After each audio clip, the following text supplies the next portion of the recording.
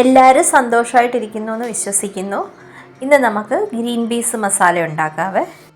തേങ്ങായോ തേങ്ങാപ്പാലോ ഒന്നും വേണ്ടാത്ത ഒരു ഈസി ആയിട്ടുള്ള റെസിപ്പിയാണിത്. അതിനായിട്ട് 1/4 കപ്പ് ഗ്രീൻ പീസ് വെള്ളത്തിലിട്ട് കുതിർത്ത് വെച്ചിട്ടുണ്ട്. പിന്നെ ഇതിലേക്ക് വേണ്ട മറ്റ് ഇൻഗ്രീഡിയൻസ്: ഒരു ചെറിയ സവോള നന്നായിട്ട് അരിഞ്ഞത്, കുറച്ച് ഇഞ്ചിയും വെളുത്തുള്ളിയും, പിന്നെ ഒരു ചെറിയ ക്യാപ്സിക്കം ഇരുന്നത് കൊണ്ട് മാത്രം എടുത്തിട്ടുണ്ട്, സവോളയുടെ കൂടെ അരിഞ്ഞു വെച്ചിട്ടുണ്ട്. പിന്നെ ഒരു ഉരുളക്കിഴങ്ങ് ചെറിയ കഷ്ണങ്ങളാക്കി മുറിച്ചത്, ഒരു ക്യാരറ്റ് കഷ്ണങ്ങളാക്കി മുറിച്ചത്, ഒരു പച്ചമുളക്, കുറച്ച് കറിവേപ്പില, കുറച്ച് മല്ലിയിലയൊന്നും വേണമെന്ന് നിർബന്ധമില്ല, ഉള്ളത് കൊണ്ട് എടുത്തതേ ഉള്ളൂ. പിന്നെ ഇതിന് ഏറ്റവും അത്യാവശ്യം വേണ്ടത് ഒരു തക്കാളിക്ക, നന്നായിട്ട് പഴുത്ത തക്കാളി നന്നായിട്ട് അരിഞ്ഞു വെച്ചിട്ടുണ്ട്. ഇതിലേക്ക് നമ്മൾ കുറച്ച് ചിക്കൻ മസാല ഇടുന്നുണ്ട്. എങ്കിലും മസാലയുടെ ടേസ്റ്റ് കൂടുതൽ വേണമെന്നുണ്ടെങ്കിൽ കുറച്ച് പെരുംജീരകവും കുറച്ച് കറുവാപ്പട്ടയും നല്ല ജീരകവും കൂടെ എടുത്തു വെച്ചിട്ടുണ്ട്. ഇനി ഒരു കുക്കർ അടുപ്പിലേക്ക് വെച്ച് നന്നായിട്ട് ചൂടായി വരുമ്പോൾ കുറച്ച് വെളിച്ചെണ്ണ ഒഴിച്ചു കൊടുക്കാം. അതിലേക്ക് കുറച്ച് കടുകിട്ട് പൊട്ടി വരുമ്പോൾ നമ്മൾ എടുത്തു വെച്ചിരിക്കുന്ന മസാലയും കൂടെ ചേർത്ത് കൊടുത്ത് നന്നായിട്ട് വഴറ്റി കൊടുക്കാം.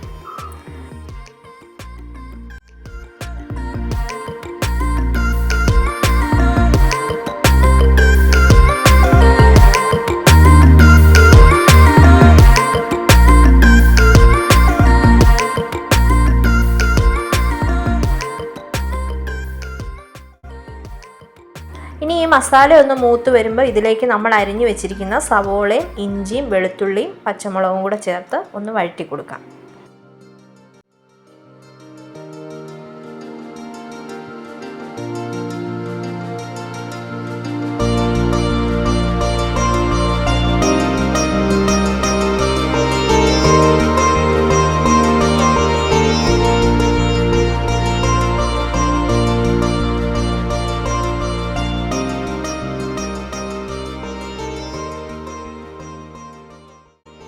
ഇനി ഇതിലേക്ക് നമ്മൾ എടുത്തു വെച്ചിരിക്കുന്ന കറിവേപ്പിലയും മല്ലിയിലയും കൂടെ ചേർത്ത് നന്നായിട്ടൊന്ന് വഴറ്റി കൊടുക്കാം.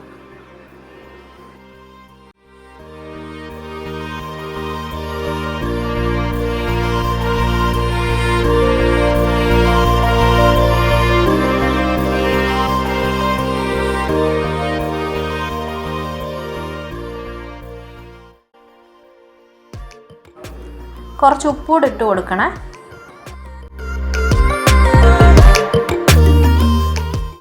സവാള ഒന്ന് ഏകദേശം മൂത്ത് വരുമ്പോൾ അതിലേക്ക് 1/4 സ്പൂൺ മഞ്ഞൾപ്പൊടി ചേർത്ത് കൊടുക്കാം.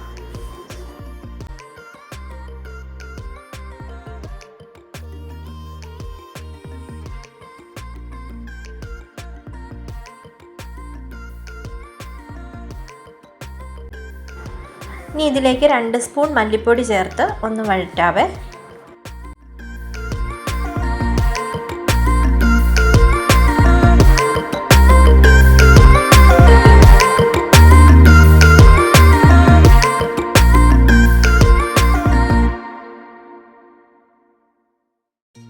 മല്ലിപ്പൊടി ഒന്ന് അത്യാവശ്യം മൂത്ത് വന്നു കഴിയുമ്പം അതിലേക്ക് 3 ടീസ്പൂൺ ചിക്കൻ മസാല അല്ലെങ്കിൽ മീറ്റ് മസാല ഇതിലേതെങ്കിലും ഒന്ന് ചേർത്ത് കൊടുക്കാം.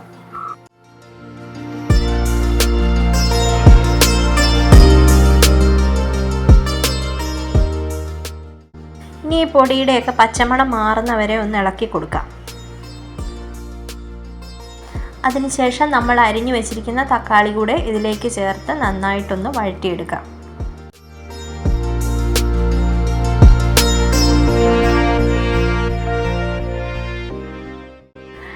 ഇനി ഈ തക്കാളി ഒന്ന് വെന്ത് കിട്ടാൻ ഒരു 1/4 ഗ്ലാസ് ചൂടുവെള്ളം അതിലേക്ക് ഒഴിച്ച് ഈ കുക്കർ ഒന്ന് മൂടി വെച്ച് കുറച്ച് നേരം വേവിച്ചെടുക്കാം.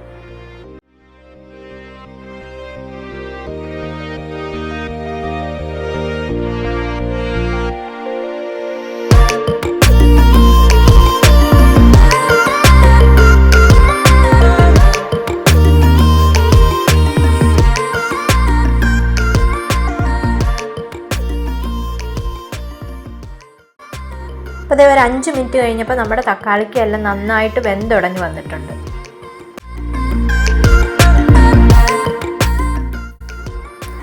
ഇനി ഇതിലേക്ക് നമ്മൾ അരിഞ്ഞു വെച്ചിരിക്കുന്ന കഷ്ണങ്ങളും എടുത്തു വെച്ചിരിക്കുന്ന ഗ്രീൻ പീസും കൂടെ ചേർത്ത് ഈ കഷ്ണത്തിൻ്റെ ഒപ്പം വെള്ളം ഒഴിച്ച് കുറച്ച് ഉപ്പൂടെ ഇട്ട് നന്നായിട്ടൊന്ന് ഒരു 3 വിസിൽ വരുന്നവരെ വേവിച്ചെടുക്കാം.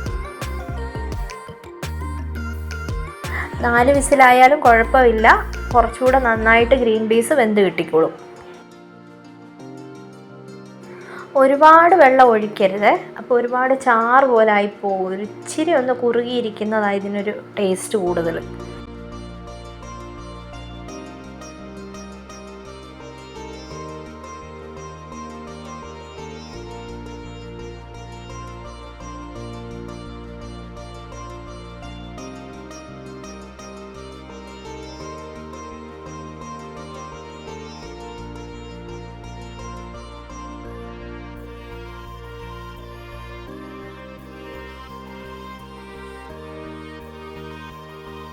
അപ്പോൾ ദേ നമ്മുടെ കുക്കറെല്ലാം അടച്ച് വെയിറ്റൊക്കെ വെച്ച് കൊടുത്തിട്ടുണ്ട്.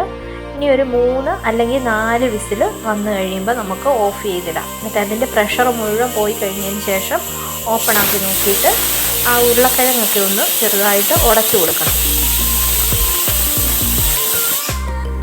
അപ്പോൾ ദേ കുക്കറിൻ്റെ പ്രഷറെല്ലാം പോയി, നമുക്ക് ഇതൊന്ന് ഓപ്പൺ ആക്കി നോക്കാം.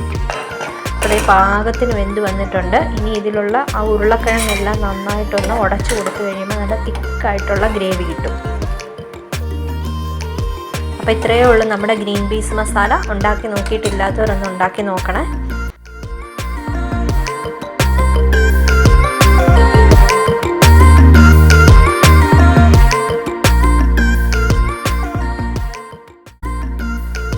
അപ്പോൾ ദേ ഞങ്ങളുടെ ഇളയ മോള് അച്ചു ഇവിടെ ഇരുന്ന് ഒരു ചെടിച്ചട്ടിയിൽ എന്തൊക്കെയോ ക്രാഫ്റ്റ് ഐറ്റംസ് ഒക്കെ ഉണ്ടാക്കി ക്രിസ്മസ് ട്രീ ഉണ്ടാക്കുവാന്നും പറഞ്ഞ് ഡെക്കറേറ്റ് ചെയ്ത് വെച്ചിട്ടുണ്ട്. അപ്പോൾ അതൊന്ന് കാണിച്ചു തരാവേ.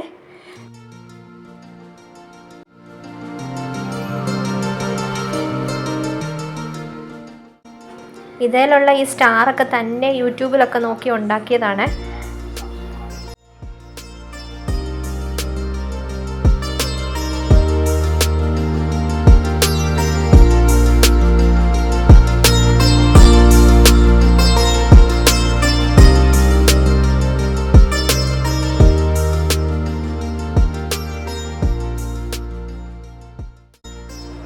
അപ്പോൾ ഈ വീഡിയോ ഇഷ്ടപ്പെടുവാണെങ്കിൽ എല്ലാവരും ഒന്ന് ലൈക്ക് ചെയ്യാനും ഷെയർ ചെയ്യാനും സബ്സ്ക്രൈബ് ചെയ്യാനും മറക്കരുത്.